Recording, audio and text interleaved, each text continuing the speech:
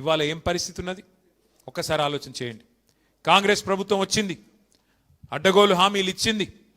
ఆ రోజు కేసీఆర్ గారేమో పొరుగు రాష్ట్ర కార్మికులను కూడా కడుపులో పెట్టుకొని చూసుకుంటే ఇవాళ Srisailam left bank canal SLBC tunnel కుప్పగూలి సొరంగం కుప్పగూలితే కనీసం అందులో కార్మికుల శవాలను కూడా గుర్తించలేని దుస్థితిలో ఉన్నది ఈ ప్రభుత్వం. కార్మికుల శవాలను కూడా కనీసం వాళ్ళ కుటుంబాలకు అప్పజెప్పలేని దుస్థితిలో ఇవాళ ఈ ప్రభుత్వం, రేవంత్ రెడ్డి గారి ప్రభుత్వం ఉన్నది. అది కుప్పగూలుడు కూడా ఎట్లా కూలింది? ఈ ప్రభుత్వం యొక్క అవినీతి వల్ల, ఈ ప్రభుత్వం యొక్క అసమర్థత వల్ల, కేవలం వీళ్ళ చాతగాంతనం వల్లనే జరిగింది తప్ప ఇంకోటి కానీ కాదు. అట్లాగే సంగారెడ్డి జిల్లాలో సిగాచి అనే పరిశ్రమ, అక్కడ పెద్ద ప్రమాదం సంభవించి మరి దాదాపు 55-60 మందో కార్మికులు సజీవ దహనమైతే పట్టించుకున్న నాదుడు లేడు. ముఖ్యమంత్రి గారు ఒక పత్రికా ప్రకటన మాత్రం ఇచ్చిండు, ₹1 కోటి నష్టపరిహారం ఇస్తా అన్నాడు. కానీ ఇంతవరకు ఒక్క కార్మికుడు కూడా ₹1 కోటి రాలేదు. ఇది వాస్తవం. కానీ ఇప్పటి వరకు ఒక్క మంత్రి కానీ ఒక్క ప్రభుత్వంలో బాధ్యుడు కానీ స్పందించిన పరిస్థితి లేదు. కేవలం మాటలతో, కంటి తుడుపు చర్యలతో ఇవాళ సిగాచి మరి వాళ్ళని కూడా పక్కన పెట్టినారు. అన్నిటికన్నా ఘోరం ఏంటంటే వలస వచ్చి బతుకుదేరువు కోసం ఇక్కడికి వచ్చిన, నగరానికి వచ్చిన కూలీలు కార్మికుల ఇండ్ల మీదకి బుల్డోజర్లు పంపిస్తున్నాడు. ఇప్పుడే మా శ్రీనివాస్ గౌడన్న యాద్ చేస్తున్నాడు. పాపం తెలిసో తెలియకనో హైదరాబాద్కు వలస వచ్చి ఇక్కడ బతుకుదేరువు కోసం వచ్చి, పొట్ట కూటి కోసం వచ్చి ఏమన్నా జాగ దొరికితే 50 గజాలు, 60 గజాలు, 20 గజాలు అందులో ఒక చిన్న గుడిసేసుకుంటే లేదా ఒక చిన్న రేకుల షెడ్ వేసుకుంటే ఇలా హైడ్రా పేరుతో ఇష్టం వచ్చినట్టు వచ్చి కూలగొట్టి రోడ్డు మీదకి నెట్టి పుస్తకాలు, బాటిళ్లు, చిన్నపిల్లగాన్లు చదువుకున్నటోళ్ళై తీసుకొని ఇవ్వకుండా చేసి వాళ్ళ నడి బజార్న నొక్కుతున్నది ఈ ప్రభుత్వం. అందుకే నేనంట ఈ ప్రభుత్వం, కాంగ్రెస్ ప్రభుత్వం కట్టే కొట్టే తెచ్చే అన్నట్టు చెప్పాలంటే ఏమున్నది గర్వకారణం? ఈ ప్రభుత్వం చూస్తే కూల్చివేతలు, ఎగవేతలు, పేల్చివేతలు అన్నీ ఎగ్గొట్టుడేనాయి. ఏమన్నాడు అన్నాడు రేవంత్ రెడ్డి గారు? 420 హామీలు ఇచ్చిండు.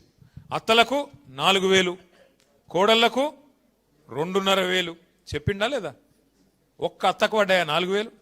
ఒక్క కోడల పిల్లకు పడ్డదా 2,500? మొన్న ఈ మధ్య నేను సూర్యాపేట పోయినా.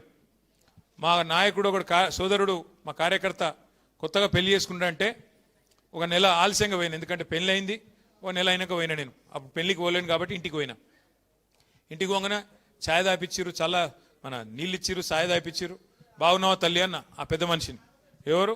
మా నాయకుడి అమ్మగారిని. ఏం బాగున్నా కొడుక? ఏం బాగలేనన్నది. అగో ఏమైందమ్మా అని నేనంటే, అంటే ఇక కోడలి పిల్ల వస్తుంది, నెలకు 2,500 వస్తాయి అనుకున్నా, కోడలు వచ్చింది కానీ ఏం రాలే అన్నది. ఇది ఎక్కడ బాధ? నేను కోడలి పిల్లని చూస్తే ఆ పిల్ల ఇంకా గడుస్తున్నది. అత్త నువ్వు కూడా 4,000 వస్తాయి అనుకున్నావు, నీకేమైనా వచ్చినాయా అని ఆమె అన్నది. ఇప్పుడు రేవంత్ రెడ్డి వల్ల అత్త కోడల పంచాయతీలు కూడా మోపోయినాయి. అంటే ఎంత దౌర్భాగ్యపు పరిస్థితి అంటే 100 రోజుల్లోనే 6 గ్యారంటీలు, 100 రోజుల్లోనే మొత్తం చేస్తా. ఎలక్షన్లకు ముందేమో దాన వీర శూర కర్ణ, ఎలక్షన్లు అయిపోయినాకనేమో కుంభకర్ణ. మర్చిపోయిండు. ఆగం. అడిగినావు అనుకో గట్టిగా, ఏమయ్యా రేవంత్ రెడ్డి గారు మరి ఇన్ని నరికితివి కదా, ఆశాలకు 18,000 అంటివి, ఆశ చూపెడితివి, అందరికి ఏమేమో చెప్తివి, ఏమన్నా చేసినావో ఒక్కటన్నా చెప్పు ఏం సంగతి అంటే, ఎంత కండలు తిరిగిన వస్తాదైనా 3 నెలల పిల్లలు పుట్టిస్తాడా? ఇది ముఖ్యమంత్రి నోట్లకెళ్ళి వచ్చే మాటనా? ఇది మాకు తెలియదా? 3 నెలల పిల్లలు పుట్టరని మనకు తెలియదా? ఎవరికి కింద కూర్చున్న వాళ్ళకి ఎవరికి అర్థం కాదా? ముఖ్యమంత్రి నోట్లకెళ్ళి వచ్చే మాట. మరి ఎవడు చెప్పమన్నాడు నిన్ను? 90 రోజుల్లో చేస్తా, 99 రోజుల్లో చేస్తా, బాండ్ పేపర్లు ఎందుకు రాసిరు? జేమ్స్ బాండ్ లెక్క. మీ ఆయన చెప్పింది కదా డిప్యూటీ సీఎం, భద్రంగా పెట్టుకోండి కార్డులు, భద్రంగా దాచిపెట్టుకోండి 90 రోజులు. మా వాళ్ళు వస్తారు, ఇప్పుడు ఎడబెట్టుకోవాలి మరి కార్డులు. ఏం చేసుకోవాలి కార్డులు? అంటే కమల్ హాసన్ మించిన యాక్టింగ్లు చేసిరు ఎలక్షన్లకు ముందేమో. ఇప్పుడేమో ఏమైనా అంటే 3 నెలల పిల్లలు పుట్టిస్తారా ఎవడన్నా అని మాట్లాడుతుండు. అయ్యా రేవంత్ రెడ్డి గారు, మాకు కూడా తెలుసు 9 నెలలకు పిల్లలు పుడతారు. కానీ నేను అడుగుతున్నా, 3 నెలలు ఎప్పుడో అయిపోయింది, 30 నెలలు పడ్డది. మరి 30 నెలలకు కూడా పిల్లలు పుట్టకపోతే నిన్నేమనాలి మరి? నేను అనలే, సుమా మళ్ళేమనంటే నీ మీద నా మీద కేసు పెడతా. అంటే ఇంత చిల్లర మాటలు, ఇంత లేఖి మాటలు బహుశా ఈ భారతదేశ చరిత్రలో ఏ ముఖ్యమంత్రి ఎన్నడూ మాట్లాడలే. గన్ని గలీజు మాటలు. గట్టిగా అడిగినావు అనుకో, ఏమైనా ఆశాలకు జీతం పెంచుతా అంటే ఏం సంగతి అంటే, నీ లాగుల తొండలు ఇడిచిపెడతా. రుణమాఫీ అంటివి కదరా నాయన, ఏం చేస్తేవి అంటే నీ గుడ్లు వీకి గోటిలాడతా. గట్టిగా అన్నావు అనుకో, మా ఆర్టీసీ కార్మికులు అపాయింటెడ్ డే ఏమాయ్, పాపంగా శంకర్ గౌడ్ పెద్ద మంది చచ్చిపోయిండు, నువ్వు అబద్ధం చెప్పిన దానికి అంటే పేగులు తీసి మెడలేసుకుంటా. గివా మాటలు? ఇంకా ఎంత దిగజారి మాటలంటే, ఇప్పుడు నేను అడుగుతా ఒకటి, కష్టపడి పనిచేసే వాళ్ళందరికీ ఒకటి తెలుసు, ఏమిటిది? లోపల మనం వేసుకున్న బనీనికి పొక్క ఉన్నా మీదికెళ్ళి అంగి మాత్రం కడకేసుకొని ఉండాలి. ఎందుకు? బయటికి పోతే పతారి ఉండాలి కదా. బయటికి పోతే ఎవడన్నా మార్కెట్లో మళ్ళీ మనకు గిరాకు ఉండాలి, పతారి ఉండాలి, ఎవడన్నా అప్పించడం ఉంటే అప్పియాలి. కాబట్టి లోపలేమున్నా బయటికి మాత్రం మంచి కడకంగి వేసుకొని పోతాం. ఎందుకంటే కుటుంబాన్ని నడిపేటువంటి వ్యవహారం అట్లుంటుంది. బయటికి మంచిగా కనబడితేనే, గట్టిగా కనబడితేనే, దట్టంగా కనబడితేనే ఎవడన్నా విలువ ఇస్తాడు, లేకపోతే ఇయ్యాడు. కానీ నువ్వే స్వయంగా ముఖ్యమంత్రివి, నేను ఢిల్లీ పోతున్నాను చెప్పులు ఎత్తుకపోయే దొంగలు లెక్క చూస్తున్నారు. మరి ఎవడిస్తాడరా భయ్? నాకు అర్థం కాదు. ఇక ఎవడన్నా నేను దేక్తాడా? నాకు అర్థం కాదు. ఎయిడ్స్ పేషెంటు, క్యాన్సర్ పేషెంటు, రాష్ట్రం దివాలా తీసింది. అరే దివాలా తీసినా నువ్వే తండ్రి పాత్రలో ఉన్నావు. అది ఏమున్నా నువ్వే చూడాలి కదా. నువ్వే అట్లా మాట్లాడితే ఎట్లా? ఇక్కడ లంకె బిందెలు లేవు. ఇట్లాంటి మాటలు మాట్లాడే ముఖ్యమంత్రిని నేనైతే చూడలేను. నేను చాలామందిని చూసిన. ఎన్టీ రామారావు గారిని చూసిన, చంద్రబాబు నాయుడు గారిని చూసిన, తర్వాత రాజశేఖర రెడ్డి గారిని చూసిన, రోషయ్య గారు, కిరణ్ కుమార్ రెడ్డి గారు, ఆ తర్వాత మన నాయకుడు కేసీఆర్ గారు, ఇక ఇప్పుడు ఈ సన్నాసి. వాళ్ళని చూసి నేను చూస్తే నాకు అర్థమే అవుతలేదు. నక్క నాగలోకం అంటారు చూడు, ఒక అంత తేడా ఉన్నది, జమీన్ ఆస్మాన్ ఫరక్ ఉన్నది. ఏం మాట్లాడతాడో ఏందో తెలియదు. ఇక తెల్లారలేస్తే ఇంకో బాధ. ఆయనకి ఆడ మైకు దొరికినా ఒకటే ఎరక, బూతులు తిడతాడు. కేసీఆర్ గారి మీద మాత్రం ఎక్కడ లేని శాపాలు పెడతాడు. ఎవడన్నా నాకు తెలియక అడుగుతా, నువ్వు కొట్టుకొని తనలాడి ముఖ్యమంత్రి అయినావు, మంచిగా సుఖంగా ఉండరాదు? ఇదేం మళ్ళీ గెలిచేది లేదు, పీకేది లేదు. నీకు కూడా తెలుసు, మాకు కూడా తెలుసు. అదేదో ఉన్నప్పుడు మంచిగా సుఖంగా ఉండి 4 పనులు చేసి పో. కానీ తెల్లారు లేస్తే దరిద్రపు మాటలు. ఎవరైనా ఇంకో నాయకుడు చచ్చిపోవాలని కోరుకుంటారా తల్లి? అసలు ఏం మాటలు అవి, ఏం మనిషి? అందుకే ఈయన మీద ఇవాళ ఈ రాష్ట్రంలో కార్మిక లోకానికే కాదు అందరికీ కూడా ఇవాళ విశ్వాసం పోయింది. కార్మికులకు నిజంగా కూడా కాంగ్రెస్ పార్టీకి కార్మికులు అంటే లెక్క లేదు. మీరు చూడండి, సిగాచి కంపెనీలో ఏం చెప్పారు, ఇవాళ ఏం చేస్తున్నారు చూడండి. ఆటో అన్నలకు ఏం చెప్పినారు? వేజ్ బోర్డు పెడతాం, వెల్ఫేర్ బోర్డు పెడతాం, నెలకు 1000 రూపాయలు ఇస్తాం, ఆటో సంక్షేమ బోర్డు పెడతామన్నారు. కానీ మీకు ఒక చిన్న ముచ్చట చెప్తాను. నేను ఆ మధ్యన ఒకసారి జూబ్లీహిల్స్ లెక్కన ఉన్నా, కారు లేదు, ఆయనతో ఆటో ఎక్కి ఇక్కడ దాకా వచ్చిన. ఇక్కడ ఏదో మీటింగ్ ఉంటే ఇక్కడికి వచ్చిన పార్టీ ఆఫీస్కి. ఏం పేరు తమ్మి నీ పేరని అడిగిన. ఆయన నడిపేట ఆయన పేరు, ఆ తమ్ముడు పేరు మస్రత్ అలీ ఆ తమ్ముడు పేరు. ఏ ఊరు తమ్మి? అచ్చా ఈయనే ఉన్నావా? కూసో కూసో కూసో కూసో కూసో కూసో ఆయనకు నీ కథనే చెప్తున్నా, కూసో. ఇగో ఈ తమ్ముడే. అయితే ఏ ఊరు తమ్మి, ఏం సంగతి అంటే, అన్న నాది సంగారెడ్డి జిల్లా, నేను ఇక్కడనే వచ్చి సెటిల్ అయినా అన్నాడు. సరే సంతోషం. మరి ఏం సంగతి, ఎట్లా నడుస్తుంది దాని దాంట్లో? ఏమున్నదన్నా? ఏం లేదు, అంత ఆగమైపోయింది. ఇదివరకు నేను రోజుకు 2000 సంపాదించుకొని ఇప్పుడు కనీసం 500-600 లేదు, ఆటో కిరాయి వెళ్తలేదు, ఏం లేదు. అచ్చా అట్లనా అంటే ఇక హైలైట్ ముచ్చట చెప్తా. ఇక తమ్ముడు ఏం చెప్పిండంటే, ఇదే తమ్ముని ఆటో ఈయనదే రాహుల్ గాంధీ గారు ఎక్కిండు ఎలక్షన్ ముందు. ఏది, ఈయనకు 2 ఆటోలు ఉండే ఎలక్షన్ల ముందు, కాంగ్రెస్ గవర్నమెంట్ రాకముందు. ఇప్పుడు ఏం దొరికేనా, 2 ఆటోలు అమ్ముకున్నాడు, ఇప్పుడు కిరాయి ఆటో నడుపుకుంటున్నాడు.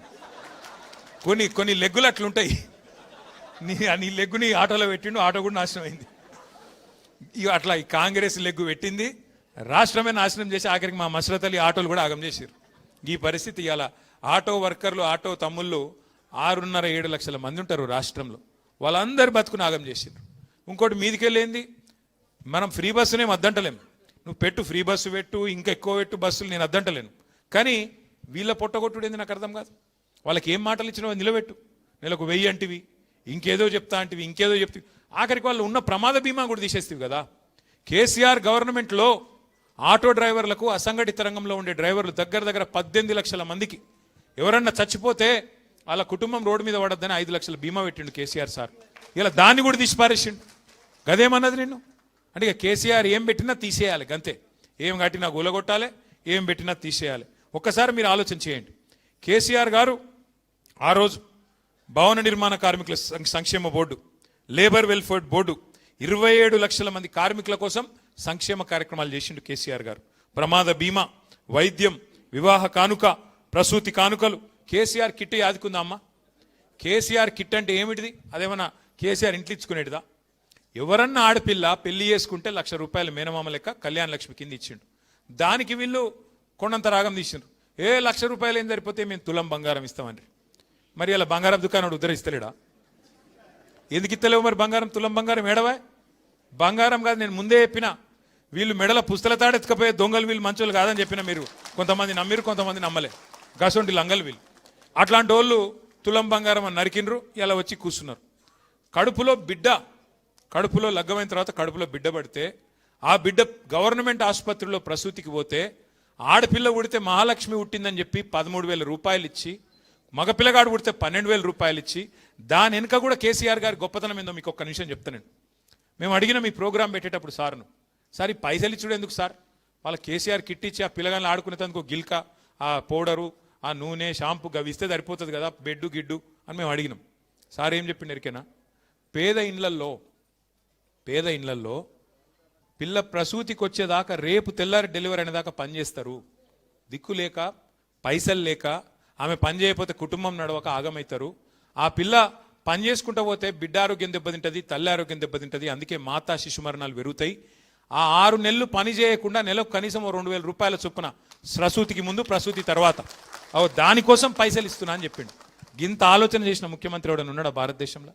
12,000, 13,000 అంటే ఏదేదో మీ ఓట్ల కోసమో దానికోసమో ఎలక్షన్లో పెట్టించినవి కావు. కేవలం ఆడపిల్లల మీద గౌరవం, శ్రమజీవుల మీద ఉండే గౌరవంతో కేసీఆర్ గారు అన్నాడు మీరు ఇబ్బంది పడద్దు, ఆ పిల్ల తల్లి ఇబ్బంది పడద్దు అని చెప్పి ఆ ప్రోగ్రాం పెట్టిండు. ఇలా దాన్ని కూడా తీసేసిండు.